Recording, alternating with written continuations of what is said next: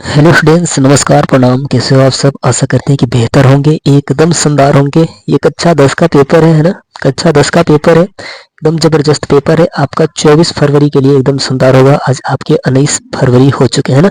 इसमें एक दिन बचे हैं और चौथा दिन तो वो पेपर ही है, यानी कि 24 तारीख को पेपर ही है ना? चलिए हम लोग देख लेते हैं पेपर को। और चलिए पहले हम लोग इसका फुल सोल्यूशन कर लें। एक जाते पहले तो शुरू में एक हम लोग शेर सुनेंगे, है ना? कि आप भी याद रखेंगे कि किसी ने पढ़ाते पढ़ाते शेर कहा है ना? सर झुकाओगे तो पत्थर देवता हो जाएगा, सर झुकाओगे तो पत्थर देवता हो जाएगा, इतना मत चाहो उसे, वो बेवफा हो जाएगा, है ना?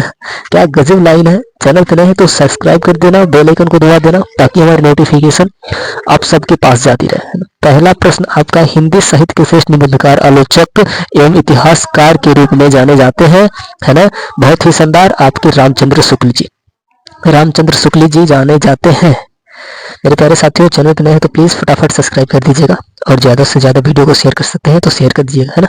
यहाँ पे दिया कि महादेवी वर्मा द्वारा रचित रेखा चित्र, है ना? रचित रेखा चित्र, है ना? चलिए आपका दूसरा हो जाएगा अतिथि के, है ना? अतिथि के चलचित्र, है ना? अतिथि के चलचित्र।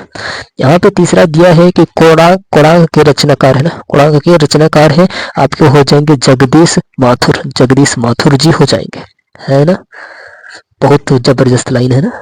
चौथा यहाँ पे दिया है कि चलो चांद पर चले के रचनाकार, है ना? चलो चांद पर चले के रचनाकार है जयप्रकाश भारती जी है ना?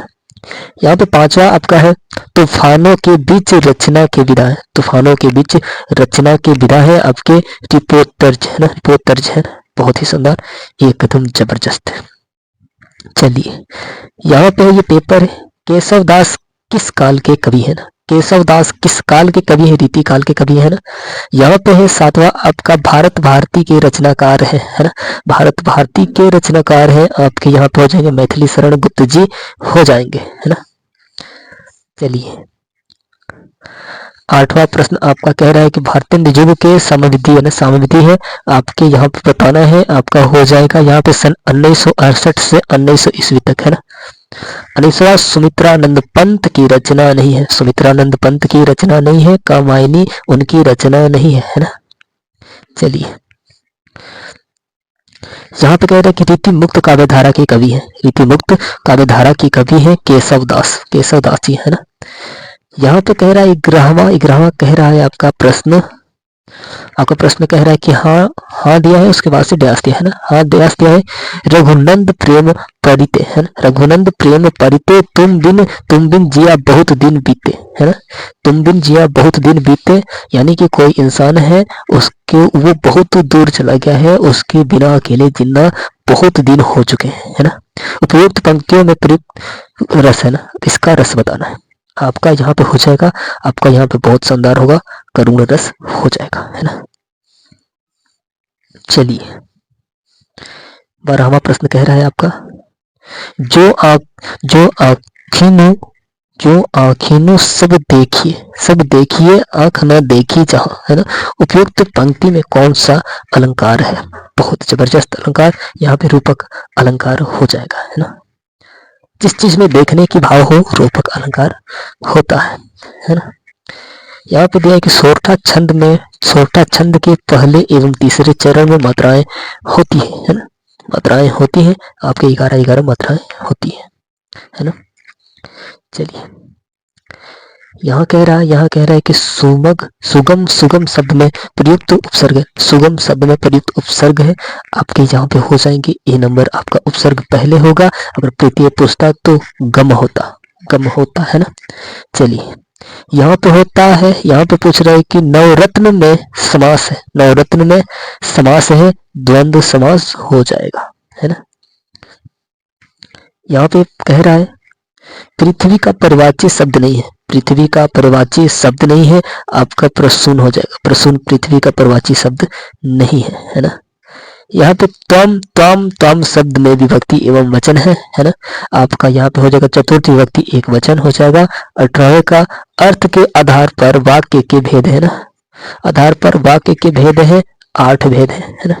8 भेद होते हैं। कर्तवाच्य में प्रधानता होती है ना?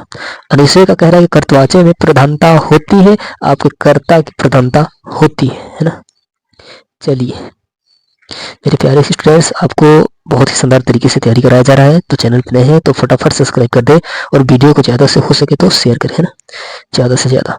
और यहाँ पे कह रहे हैं कि जिनके जिनके अलग अलग रूप वाक्य में मिलते हैं वे पद कहलाते हैं विकृत पद, विकृत पद कहलाते हैं ना, विकृत पद कहलाते हैं।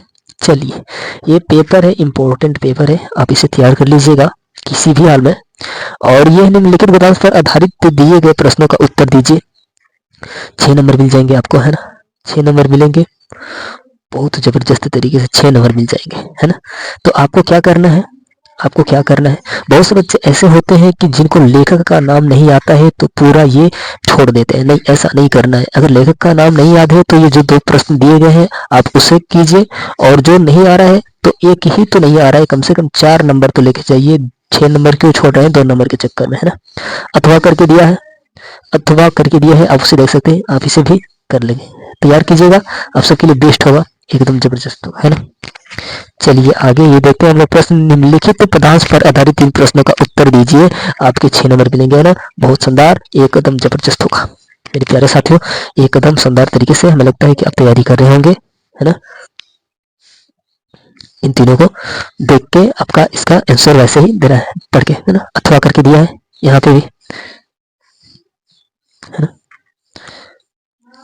यहाँ दे रखा है कि निम्नलिखित संस्कृत गद्यांश पर संदर्भ से हिंदी में अनुवाद कीजिए, आपको 5 नंबर मिल जाएंगे, हिंदी में अनुवाद करना है, इसे कीजिए।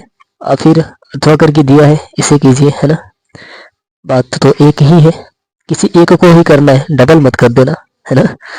यहाँ पे दिए गए संस्कृत गद्यांश का संदर्भ से हिंदी में अनुवाद कीजिए, 2 लाइन का है, संस्कृत में हिंदी में अनुवाद करना है, आपको 5 नंबर मिलेंगे। छोटा छोटा तो है, अगर नहीं दिया रहा है तो हिंदी में वैसे भी अनुवाद कर दीजिएगा, अच्छा 10 है, आपको नंबर किसी भी हाल में मिलेगा ही मिलेगा, है ना।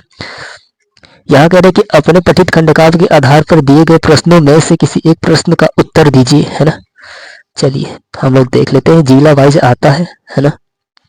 जिला वाइज आता है तो हमारा बलिया जिला है। हमारे यहाँ के जितने भी स्टूडेंट्स छात्र हैं सब ये तैयार करेंगे, इसे लिखने से नंबर नहीं मिलेगा, और फिर जो आगे ऊपर दिया गया था उसे लिखने से नंबर नहीं मिलेगा, मिलेगा आपको यही लिखने से, है ना। तो आप यही तैयार कीजिएगा। और यहाँ पे दिया कि निम्नलिखित लेखकों में से किसी एक लेखक का जीवन परिचय देते हुए उनकी एक प्रमुख रचना का उल्लेख कीजिए। राजेंद्र प्रसाद, है ना, रामधारी सिंह दिनकर जी हो जाएंगे, बहुत जबरदस्त। राजेंद्र प्रसाद 24 तारीख को देखे जाएंगे, है ना, पेपर में, बहुत जबरदस्त तरीके से आएंगे, 100% गारंटी के साथ आएंगे। निम्नलिखित कवियों में से किसी एक कवि का जीवन परिचय देते हुए उनकी एक प्रमुख रचना का उल्लेख कीजिए, है ना। सुभद्रा कुमारी चौहान आएंगी, मैथिली शरण गुप्त जी आएंगे, है ना। सुभद्रा कुमारी चौहान किसी भी हाल में आएंगी, 24 तारीख को देखी जाएंगी ये, है ना, पेपर में 2025 में, है ना, 2025 में। चलिए आगे यहाँ पे कह रहा है, आगे यहाँ पे करके अपने अपने पाठ्य पुस्तक में से कंठस्थ कोई एक श्लोक लिखिए जो इस प्रश्न पत्र में ना हो ना। इस प्रश्न पत्र में ना आपको 2 लाइन के लिए अभी श्लोक याद करना है, नहीं याद है तो आप ये वाला जाके याद कर लेंगे। अभिवादन शिरस्य तो विक्रमस्मिन् चिरवाता सुबुदन्ते आहे विद्या जसोबलम, है ना, बहुत शानदार है। 8वां कह रहा है आपका अपने निवास स्थान से, अपने निवास स्थान के आसपास मोहल्ले की नालियों की समुचित सफाई के लिए नगर जनपद के स्वास्थ्य अधिकारी को पत्र लिखिए ना, बहुत शानदार। या फिर ये दिया कि अपने विद्यालय के प्रधानाचार्य को छात्रवृत्ति के लिए एक आवेदन पत्र लिखिए ना, बहुत जबरदस्त। ये दोनों लिखा दिए गए, आप जाके वीडियो में देख सकते हैं। और यहाँ पे देखिए निम्नलिखित प्रश्नों में से किन्हीं 2 प्रश्नों का उत्तर संस्कृत में लिखिए, है ना। आपको ये और ये 100% आएंगे, है ना, गारंटी के साथ आएंगे। 24 तारीख को देखे जाएंगे, ये प्रश्न पूछे जाएंगे, है ना। आपका यहाँ पे है कि निम्नलिखित विषयों में से किसी एक विषय पर निबंध लिखिए।